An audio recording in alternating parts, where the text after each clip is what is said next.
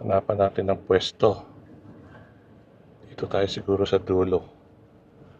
Medyo maluwag dito. Dito natin kunan ng video itong Xenix. Nandito tayo sa isang Toyota dealer at nakiusap tayo na kunan natin ng video itong Toyota Xenix QHEV 2026. Lumabas na itong 2026 model at ngayon kukunan natin ng video para may share ko sa iyo anong feature meron itong Xenix. Ang variant na kinukunan natin ng video ay itong Q na hybrid. Okay, so ito siya from the outside.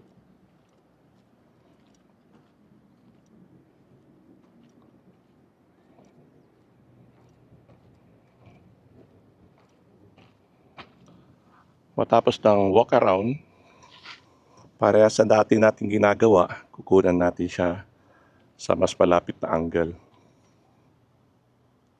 Itong kanyang headlight. Meron siyang front camera dito. Yan, no? Pang 360 view. Tapos ito, may daytime running light to. Ito yung kanyang signal light. May 4 na sensor sa harap. Meron din siyang fog lamp. Kung magtataka ka kung para saan to, ito yung bubuksan mo yan at ilalagay mo yung hook pag ito-tow mo yung sasakyan. Yan ang purpose yan. Bagong kulay din to, by the way. Isusulat ko yung exact pangalan nitong kulay na to, no? Pagka sa editing ko na ilagay para sigurado ko na tama yung kulay niya. Tapos, front disc brake, alloy wheel. Ang size niya is andito 225 50 R18. Ang kasamang gulong ay Dunlop.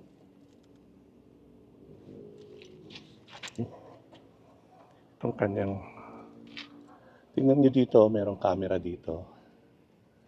Yan, para sa 360 view yan eh. Okay. Tapos yung rear wheel niya, parehas din. Disc brake din siya.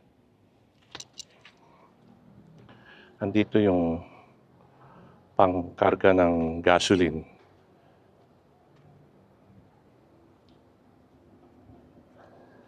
Again, meron ulit camera dito sa likod.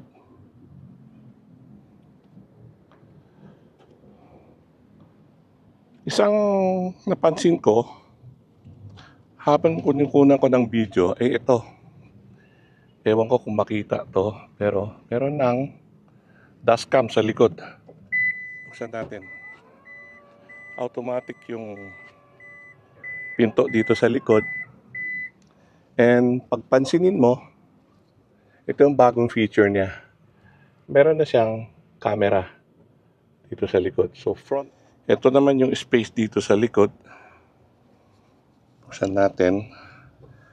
Ito yung sinasabi ko kanina, anong purpose nun.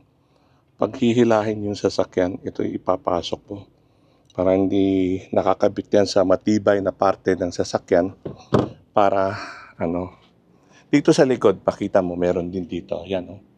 Isa, dalawa. Ito yung mga parte na ng car na medyo matibay-tibay at meron ng para ikabit to kung hinihilay. Hindi yung basta-basta saan mo na lang hihilahin siya.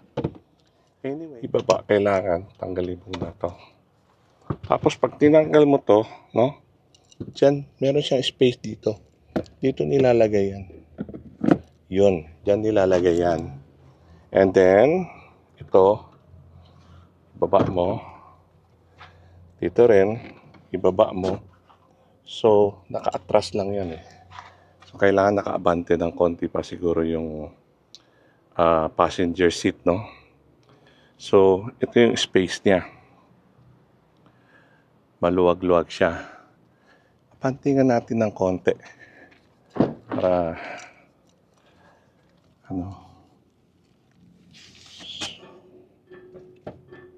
yun. Okay. Balik tayo. Okay. So, ito yung space sa likod. Maluwag siya. And itong third row, passenger seat, mapansin natin, meron siyang cigarette lighter plug. May cup holder. No? Tapos dito sa kabilang side, cup holder lang. May ilaw dito sa one side. So, open natin to. And hilahin uli natin to. Tapos, kikihiram lang tayo kung anong kinuha natin. Ibalik natin. Yung ginalaw natin, ibalik natin para hindi nakakahiya. Okay, so, yan. Isa pa. Yan. So, close na natin. At, hindi ko lang alam kung meron sensor to.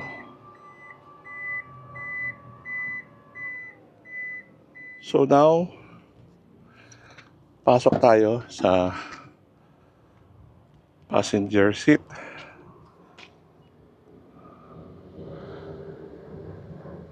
Ito yung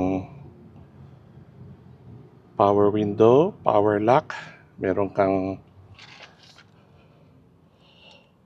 bottle holder and lalagyan ng gamit. And also ito, brown na color.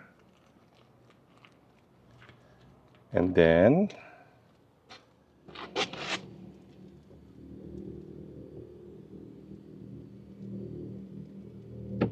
okay. Tapos to.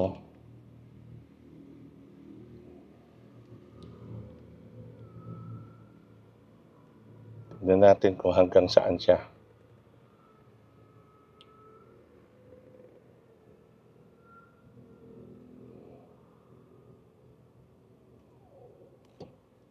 Okay. Halos ano na pala siya, oh. Halos flat na pala siya, oh. Napansin ko, meron ng wireless charging. Ito, may wireless charging dito. Tapos dito, may cup holder. Ito yung mga bagong feature nitong 2026. Meron na siyang wireless charging. Tapos pwede mo din lagyan dito yung cellphone mo. Itaas uli natin.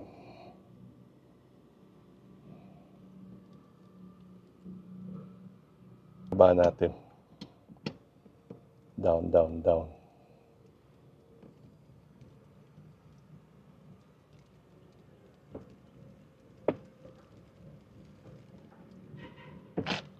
Ipit yata to. Ayusin natin. Di pa nakapit yung mga floor mat. No? Kung papasok ka sa likod, ito yung space. Okay. Meron siyang 3-seater dito. Tapos may aircon dyan sa side. May aircon din dyan. May ilaw. May ambient light also. Lipat tayo dito sa harap. The same. Sa window niya, lock niya, leatherette na dito. And then, mayroon water holder and pwede lagyan ng gamit dito. So, maluwag din ang legroom. Ito siya. And then, buksan natin to. May lalagyan dito. Meron siyang cigarette lighter plug. And dito, may cup holder. So, meron isa dito. Meron din dyan. Also, andito yung dashcam sa harap. Harap likod ang dashcam nito. So, tingnan pa natin ano meron. Ito, may ilaw siya. Okay, punta ako sa driver side naman. So, dito, anong meron siya? Okay, aircon switch, and then dalawang USB-C. May hook din dyan paglagay ng mga gamit. Ngayon, papasok tayo. Ito yung adjustment nito. Tapos, meron siyang fold down, meron siyang automatic, meron siyang open. Usually, lagay sa automatic. Pag ganyan, sa automatic, pag naka-close yung door, automatic, nagsasara yan. Kita ko sa inyo, itong remote, no? Pag, yun. Okay. One more time. Pagbukas mo, okay, pag pindot mo ng close, yan, ganyan siya. Ito yung pang-close. Hawakan mo, open na siya. Okay, ito, dito, yan. Mag-close siya. Okay, pasok mo yung kamay mo. Okay. Yung driver seat, power din. And may yung headlamp niya, automatic din. Tapos pwede buksan yung sa likod. Pati yung view niya napapalitan mo from here. Ito yung sa fuel, yung sa sa engine. So we're going to get inside. Start.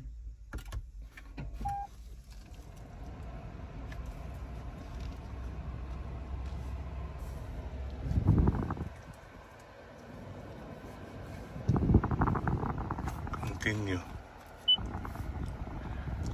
CarPlay and Android ready na to. So, ganito yung sa loob niya. Meron siyang isang battery pang charge, isang data. Itong data na to, nakakabit yan dito kung gusto mo wired ang iyong connection. Tapos, thermostat, rear aircon, and then yung adjustment ng blower, aircon, AC. Tapos dito, ang control. Okay, hindi tayo gagalaw dyan. Back. So, ito yung control dyan. Kung gusto mong baguhin, no? Back. Yan.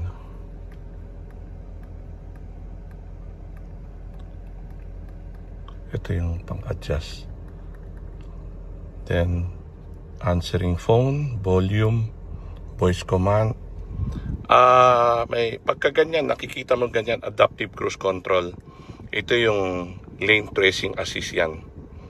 And then, mode, kung adaptive o hindi, no? Okay, tapos ito yung resume, set, cancel, mode, para dito naman yan. Tapos, meron siyang paddle shift. Andito yung paddle shift niya. So, airbag. Tingnan natin to. Okay, may ilaw din to. So, ito siya.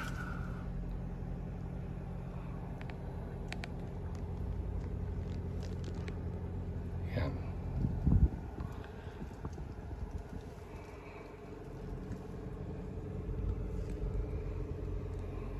Itong kanyang transmission. Reverse, neutral, drive, sports mode, EB mode, drive mode, hold, electronic brake na siya. Pag nasa sport mode ka, pwede ka mag-shift or pwede mo rin gamitin ang paddle shift. Now, labas tayo. So, ito na ang 2026 Scenic Q HEV. So, that's all for now. Thank you for watching. please subscribe po.